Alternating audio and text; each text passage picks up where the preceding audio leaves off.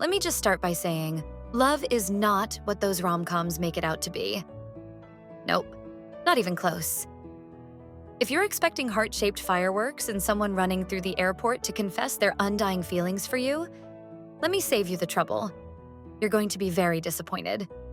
Love, my friends, is way messier, way weirder, and way more complicated than any cheesy movie or TikTok montage could ever prepare you for.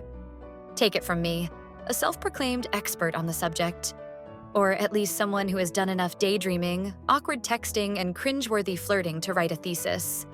My name's Chloe. I'm 16 years old, and I've spent the last year trying to figure out what love actually means. Spoiler alert, I'm still clueless. It all started last September when I developed a massive, undeniable crush on Dylan Matthews. Yes, the Dylan Matthews. The guy who has somehow managed to be good at everything. Sports? He's captain of the basketball team. Academics? Straight A's, even in advanced calculus, which sounds like something invented to torture students. Personality? He's so charming that even our grumpy history teacher, Mr. Fletcher, cracks a smile when Dylan walks into the room. So naturally, I decided that Dylan was my soulmate. It made perfect sense. I mean, he laughed at my joke once during lunch. That's practically destiny, right? Of course, my best friend Maddie thought otherwise. Chloe, She said, rolling her eyes so hard I thought they'd get stuck. you've never even talked to him outside of class.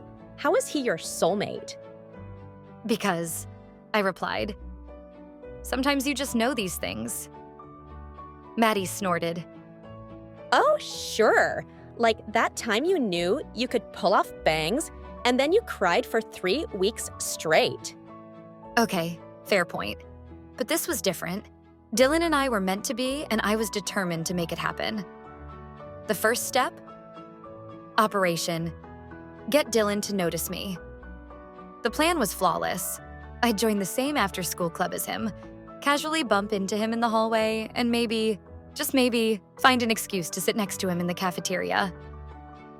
Step 1 went smoothly. I signed up for the photography club, which Dylan had recently joined. Never mind the fact that I knew absolutely nothing about photography. When the club advisor handed me a fancy camera, I held it like it was some kind of alien technology. Dylan, on the other hand, looked like he'd been born holding a camera.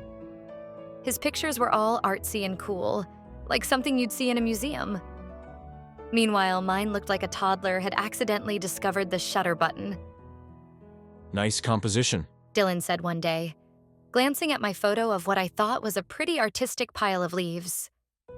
Translation: this is terrible, but I'm too polite to say it. Still, he noticed me, which was progress. Step 2, however, was where things started to unravel. The casual hallway bump plan turned into an accidental full-on collision that sent both of us and our books flying. As I scrambled to pick up my stuff, Dylan laughed and said, Whoa, you okay? "Yeah, totally fine," I replied, even though my dignity was somewhere under the lockers. By the time I made it to step 3, cafeteria seating, I was already a nervous wreck. I spotted Dylan sitting with his friends, all of whom looked like they belonged in a teen drama about ridiculously attractive high schoolers. Summoning all my courage, I walked over and tripped. Yep, right there in front of everyone. My tray went flying, spaghetti landed in my hair, and the entire cafeteria erupted in laughter. Dylan helped me up, but any chance of him seeing me as a cool, mysterious girl was officially dead. That's when I realized something. Love isn't just about dreamy looks and perfect meet-cutes. It's about being real. It's messy, embarrassing, and sometimes downright painful. Like when I found out that Dylan had a girlfriend. A fact Maddie had apparently known the whole time but conveniently forgot to mention. I didn't want to crush your hopes. She said with a shrug. Besides, you needed the life experience. Thanks, Maddie. Super helpful. But here's the thing. As mortifying as my Dylan saga was, it taught me something important. Love isn't just about grand gestures and romantic moments. It's about connection. The kind you have with people who really get you.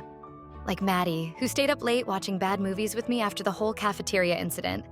Or my little brother, who's usually an annoying pest but made me a "sorry Dylan's a jerk" card to cheer me up. Okay, Dylan's not actually a jerk, but the card was sweet. And then there's Ethan. Oh, did I forget to mention Ethan? He's my neighbor and probably the last person I ever expected to like. We've known each other since kindergarten, and for most of our lives, our relationship has consisted of epic pranks and constant bickering. But somewhere along the way, things changed. Like that time he helped me fix my bike after I accidentally rode it into a mailbox. Or the way he always saves me a seat on the bus, even when his friends make fun of him for it.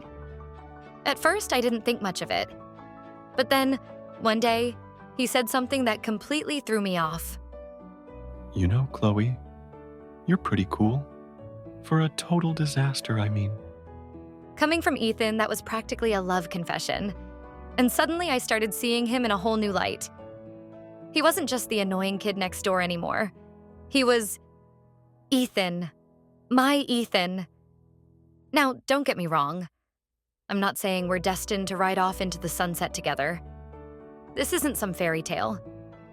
For all I know, Ethan and I might never be more than friends. But that's okay. Because what I've learned is that love isn't about finding the perfect person. It's about appreciating the imperfect ones who make your life a little brighter. And then there was the Valentine's Day debacle. How could I forget? It started with a school tradition where everyone gets anonymous notes. I was thrilled when I saw a card in my locker, but when I opened it, the handwriting was familiar. Maddie. She confessed later that she wrote it because she didn't want me to feel left out. Sweet? But come on.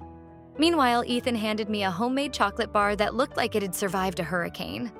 Turns out he'd spent all night trying to melt chocolate without burning it. I tried, he said with a sheepish grin. And that's Ethan for you.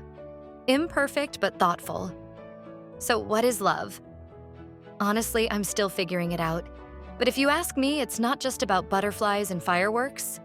It's about laughter, friendship, and being there for each other, even when things get messy. It's about accepting people for who they are. Flaws, spaghetti incidents, and all.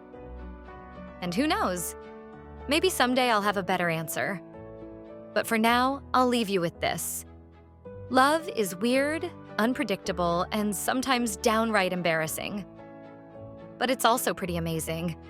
And if you're lucky, you'll find it in the most unexpected places, like a photography club, a cafeteria, or even right next door.